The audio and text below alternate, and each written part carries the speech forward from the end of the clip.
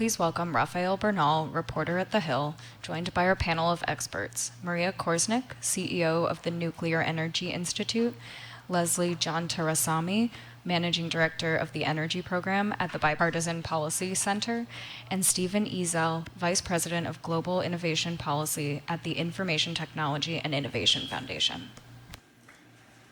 All right. Well, thank you and welcome. And let's just jump straight in. Maria, I want to start with you. So the ADVANCE Act, it passes, it's got bipartisan support, very few votes against. But we know that passing the bill is usually the first step, not the goal. How are you going to measure success with the ADVANCE Act and, the first steps towards success? Well, the ADVANCE Act is really about helping to bring efficiency to regulation, so I think it's a great direction. Part of bringing success to that is watching the regulator and see if we see evidence of that efficiency building. We've actually been working with the regulator for many years, talking about the fact that there's the need for efficiency. And actually, we're hearing and seeing some good behavior. So we want to make sure that that continues. The fact that it's in the ADVANCE Act and it created some conversation on the Hill also means that the oversight process, and there's oversight of the Nuclear Regulatory Commission on the Hill, and that's a good opportunity as well for them to ask questions and hear directly from the regulator that there are improvements. But I would add, the efficiency of the regulator is important, but think about the conversations that you just heard, right? This is a tremendous opportunity for nuclear, but we got to get going. We got to get going. And I don't want to take your thunder because I'm sure you're going to ask us a lot of those questions. But my point is I don't want to dump that all on the regulator. The regulator's a piece of it.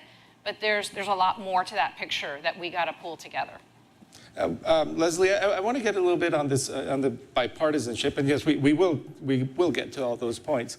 I mean, it's no secret what political climate we live in.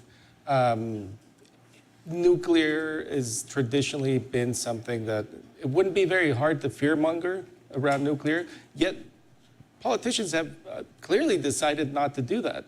Where do you think this, kumbaya bipartisanship comes from on this particular issue? Yeah, and I do want to recognize that this event has already said the word bipartisan quite a bit, so you're really speaking my language, so really, really happy to hear that. I think that there's a lot going on today in recognition of the fact that we are moving towards modernizing our economy, towards building a new energy economy that's built, needs to be centered around clean energy, and that nuclear, is a foundational piece of that portfolio. And so I think, members of both parties are really looking to nuclear as a way to build on decades of innovation that we've been doing in the technological space around nuclear to enhance our economic competitiveness around the world, and to also create this new opportunity to build new gigawatt scale clean energy facilities in the United States. It's difficult, as we've heard earlier, to permit new energy facilities, and so when we're thinking about the trade-offs between the different types of technologies and ways of creating, and generating clean electricity, nuclear power kind of steps into that conversation in a big way, because there are, so many reasons why, because of the kind of ability of nuclear energy to have that high capacity factor to generate lots of, clean megawatt hours onto the grid, that there's a lot of benefits that this technology brings that are being recognized across both parties. And the other word we've heard a lot today is China. And I think we're going to keep hearing about that. But Stephen, so hearing that word a lot, I was thinking about the last time you had two superpowers, well, back then it was superpowers, now it's major powers, competing for, nuclear dominance. Russian technology of the 20th century doesn't have the best reputation. Is China's current nuclear development a parallel of what we saw in the Soviet Union in the 20th century? Well, thanks for the invitation to be here. No, actually, I think it's entirely different. We released a report in June called How Innovative is China in Nuclear Power? And what we found is that China probably stands 10 to 15 years ahead of the United States in the deployment of fourth-generation nuclear reactors. That's the new stuff. Even talking what's happened over the past 2 decades is staggering. China has tripled its nuclear power production in the past 10 years. It's built as much nuclear power in the past 10 years as America did in the previous 40.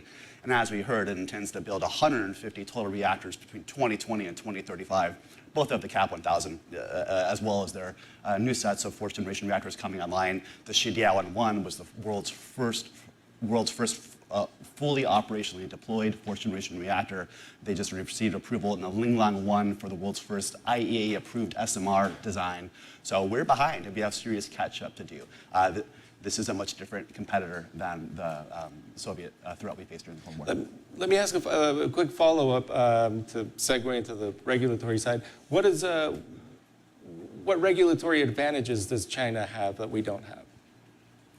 Well, one of the biggest, as I understand, is that 60% of the levelized cost of electricity in nuclear is capital. And state-directed Chinese banks have provided 70% of capital at a rate of 1.4%.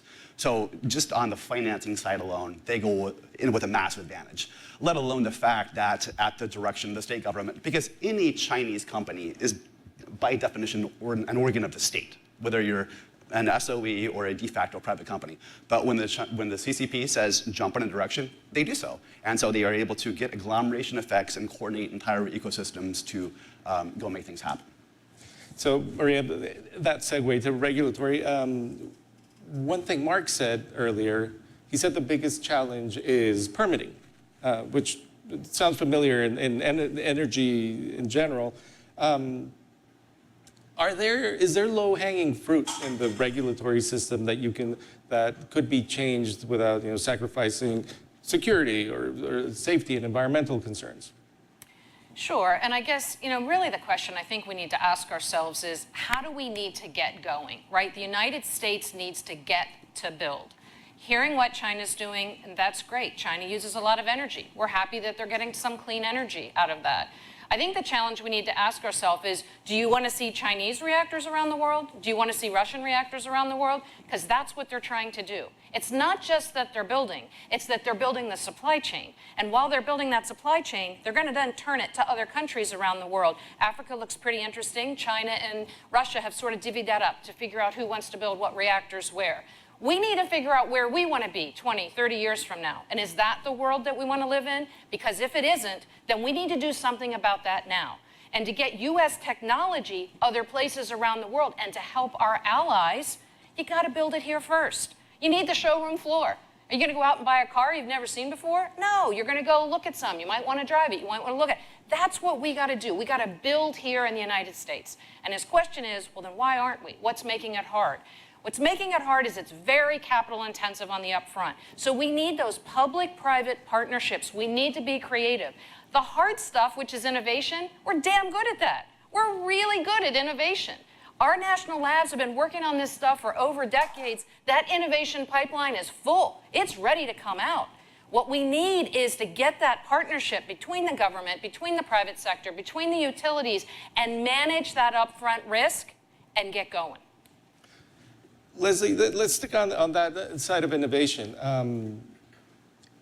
To achieve those goals, to achieve the puzzle piece in electric generation that is nuclear as we want it, is there one technology that stands out over the other? Keeping up the Gen 3 reactors, making more Gen 4, making more modular reactors. Like, is there one leading edge there? So I think the point was made earlier also that we need to continue to invest in our existing fleet of nuclear reactors. They really provide the backbone of the clean electricity in this country, around 20% for the past, couple of decades. And so, continuing to operate those safely and reliably is hugely important. At the same time, the point around innovation really is that we have this opportunity to invest in kind of the next wave of the different types of reactors. And I think, we'll see the market kind of shake out on which technology kind of leads in that effort. And I think that there are different use cases for the different technologies, perhaps small modular reactors has been discussed that they have this unique ability to help support electricity demand in the industrial sector and the manufacturing sector. AP1000s are huge, important players in providing that baseload electricity, the kind of always on and reliable sources of clean energy. And so, there are different reasons why we would like to see the suite of advanced reactor technologies take off in this country. And I do want to build on Maria's point about risk, that it's really, we're seeing a lot of folks express interest. A lot of utilities are really looking to these types of modern and innovative technologies as what they would like to see in the future, but they're not necessarily going to want to be the first ones out of the gate. It's the first of a kind conundrum here where they want to see someone else kind of build one first and learn from that. And also, when we have first of a kind technologies being deployed, we see the cost, and the learnings from that deployment, in the next wave of builds, from that. And so I think that we really are a little bit in the chicken and egg situation where, we would like to see more and more deployment, but there's a lot of difficulty in who wants to be first out of the gate. On that point on innovation, if China is ahead of us, what are their most exciting innovations, and can we take lessons of what we should do or what they've done right or wrong? Well, it's interesting that the Generation 4 International Forum, which is a group of countries that have defined the 6 different types broadly of 4th-generation nuclear reactors. There are 6 of them, and China is currently building all 6. And part of the reason why they're doing so is they're experimenting, right? They're looking at these technologies, they're seeing which can be developed cost efficiently, throwing lots of things at the wall, and they'll down select, the path to go forward. I just released a report on electric vehicles as a brief side point. In 1985, China manufactured 5,200 electric vehicles. This year will be 27 million, 21% of global production. They have over 200 electric vehicle companies operating in China. Now, why? Well, because they're throwing a lot against the wall. They're going to down select to which companies are most effective and come up with the most innovative products. So I do think they're pursuing a different kind of innovation method than me might necessarily be doing so in the United States. But I think your point is the key. The whole of government, the system, the coordination approach. I mean, the DOE has laid out a plan to triple American nuclear energy production by 2050. They've also pointed out that we're going to have 375,000 more skilled technicians and engineers across the country to make that happen. So public-private partnerships to bring together the technology and the people to make this happen are critical. But one other point. In 1985, it took the U.S. Food and Drug Administration 3 years to make the safety and efficacy determination for any new drug in the United States. But through regulatory reform, particularly through PDUFA, we've gotten that down to where the FDA can make a safety determination on average in 10 months or in 6 months for priority things like cancer or Alzheimer's drugs. We've seen regulatory reform in other U.S. agencies like FDA, and I think the recent cultural changes we've seen called for at the NRC are going to be critical if we're going to meet this objective. I agree with that. If I could just jump in, we talked about the ADVANCE Act earlier, and we're incredibly thankful for that attention and focus on the ADVANCE Act because it sets out some pretty interesting frameworks. One of those was to say, hey, let's really drill into microreactors and the regulatory structure around microreactors. And so the ADVANCE Act lays that challenge out. And we are just submitting a paper to the NRC. It should be public probably in about a week, where today, if you were going to try to license a microreactor and follow that process, it's probably a 5-year process. And we submitted a paper and said, why isn't that 4 months? And here's how it could be 4 months. So will it get to be 4 months? I don't know. The point is, we're trying to really break the paradigm and say it doesn't need to be that. We have to think differently. And that's a great example of what he's talking about, which is there are new and different ways to think about this, and we need to do that. Let me follow up on that with the, you're saying how we do it, the question of why we do it. Where should nuclear fit in the puzzle piece of the entire electric generation, both in the United States and abroad? I know it's like France loved it for a while, and then they didn't love it so much. They love it again. They love it again. Yeah. Came back. So, I'm biased in this answer, so I'm going to just start there. I've been in the nuclear industry for almost 40 years. But we commissioned a study from Vibrant Clean Energy, and we just said, model the United States down to a pretty low level of detail. This model took several days to run on a computer, just to give you a view of how much they modeled the transmission and distribution sector to do this analysis. And we said, work on it for clean energy, and first of all, have problems and challenges and delays for nuclear. Let the model not select as much nuclear as it wants to select, and then run a case where it's easy to select nuclear, and then sort of see what the difference is. And that model came out, just running it as it is, the distribution for the best cost of electricity for our ratepayers, right, was 40% nuclear. 40% nuclear. And the price when you were not choosing nuclear and you went heavier on other technology, and I love all the technologies, okay? But I do love nuclear the best. But when you look at all the different technologies, you gotta watch what you're building, right? Because some of that needs more transmission and distribution. So you gotta be real careful. Don't just analyze generation, because you as a ratepayer are not just paying for generation, you're paying for generation and transmission and distribution. So you gotta solve for the whole thing. That's why when you add nuclear, the system cost goes down. There was another study in the Pacific Northwest that was done. E3 did that one.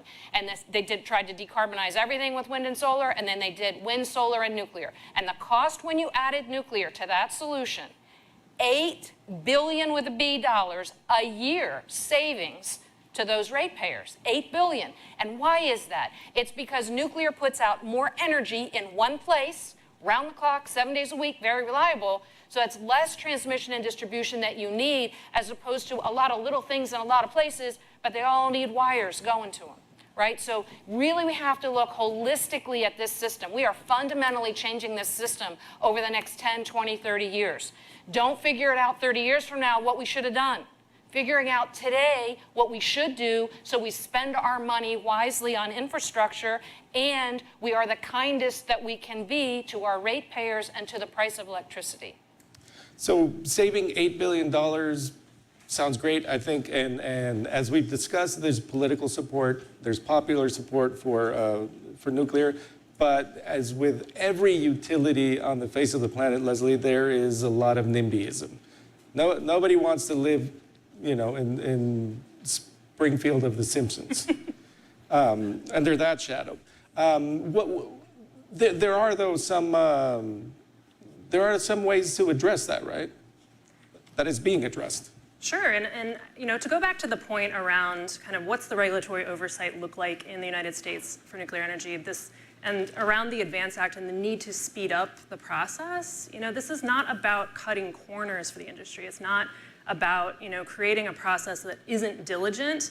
And so I really want to address that, because I think a lot of folks kind of maybe have a misconception around the kind of relationship between speeding up a process and perhaps not doing as much due diligence as is necessary. And so I think we can do both of those things. We have a lot of, engineering knowledge and safety kind of history in this country that we're building on in order to tweak these regulatory processes in order to speed up the things. And so I think, we want to be sure that we are pushing the envelope on nuclear power without necessarily, being less diligent than we have in the past. And so I think around NIMBYism, so the point around, who wants to live around any energy facility is a good one, because there's a lot of questions around lawsuits and regulatory reform. This is a great week to be having this conversation, because there's a huge new permitting reform bill out, right? The Senate Energy Committee just passed it on a bipartisan vote. Another bingo card for bipartisan. So the question around how do we speed up the process for building any energy infrastructure around this country is really important, and that includes the really critical point that Maria was making around transmission. And so I think that the conversation in the popular view of how we move forward as a country and really address our climate goals through the development of new energy infrastructure, as well as rebuilding in this country domestic supply chains for energy infrastructure, and building on the legacy of U.S. innovation, especially in nuclear energy. These are the questions that we have to grapple with, and so there are efforts, I think, around the country to have more conversations at that community level around what types of energy facilities are needed, and how do we make sure that we have processes in place to roll those out in a way that takes into consideration the community concerns. I would just add, really what we're seeing now, we had bills from 20 different states passed last year alone, 20 different states pulling nuclear to their state.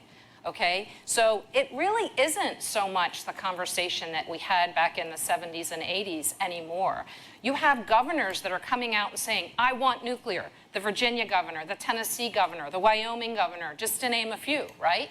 And so, it's a real different climate. Not only do we have bipartisanship at the federal level, you have at the state level a real pull, and they know it because they say whoever gets clean energy right in their state, they win in the long term because they have companies that want to invest in them, and they're doing right by their constituents. So it's a very unique opportunity, and I would say it's not just the United States, it's happening around the world.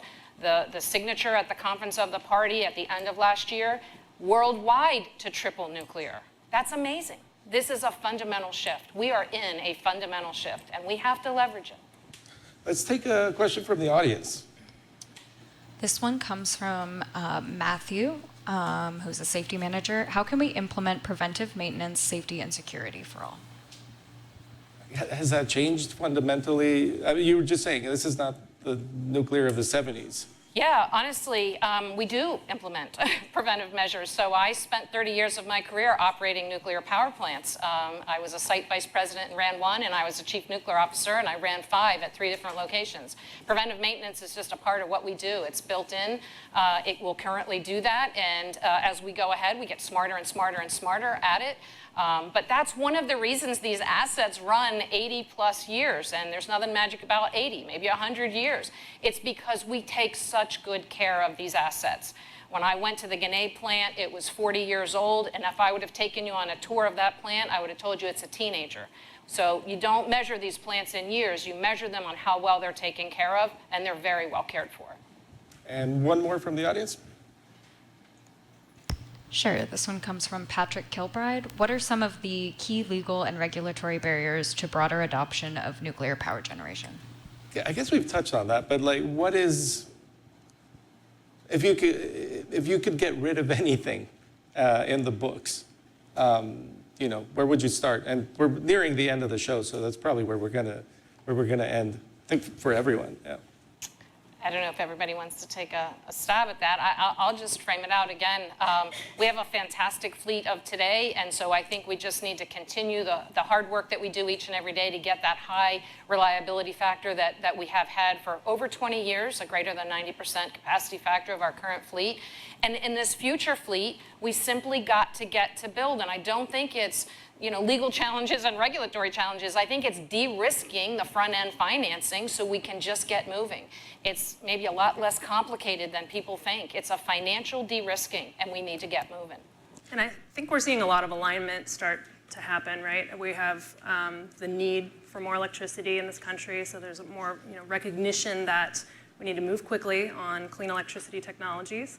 And then there's the piece around the financial incentives that the government has under consideration that have been part of the past suite of federal laws that have been passed, and how do we build on some of the programs that the Department of Energy and others have to invest in this and help to de-risk.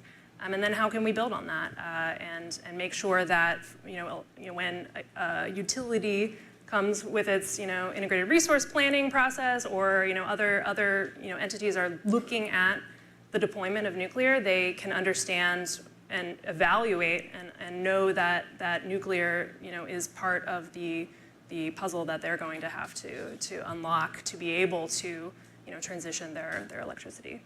And well, to end, Stephen, I guess we've talked a lot about the competition, sort of unfriendly competition between the U.S. and China here. Maria, you mentioned a bit of the collaboration globally. On a global scale, Stephen, what can or would need to happen for, say, the United States and the EU to help each other out? Well, I once did a study looking at the deployment of intelligent transportation systems. And it took our Department of Transportation 5 years to study even the possibility of deploying a national system that Japan went ahead and did within 5 years. So I think there are things we can do in coordination with allied governments. I think the NRC is looking with the Canadians on licensing from the fourth generation reactors. So let's work together with the regulators to have coherent licensing and regulatory schemes. Let's co-invest in R&D, particularly on nuclear fusion with our allied countries. And let's recognize that a nuclear reactor or something in the supply chain deployed by an allied country as opposed to a geostrategic competitor is a win for our collective economies. Well, on that happy note, I think we should wrap this up. But please thank our great panel. That brings us to the end of our program. Thanks to all of our wonderful speakers this morning. On behalf of the Hill and our sponsor, the Nuclear Company, we'd like to thank everyone who joined us here in person and those of you who tuned in online.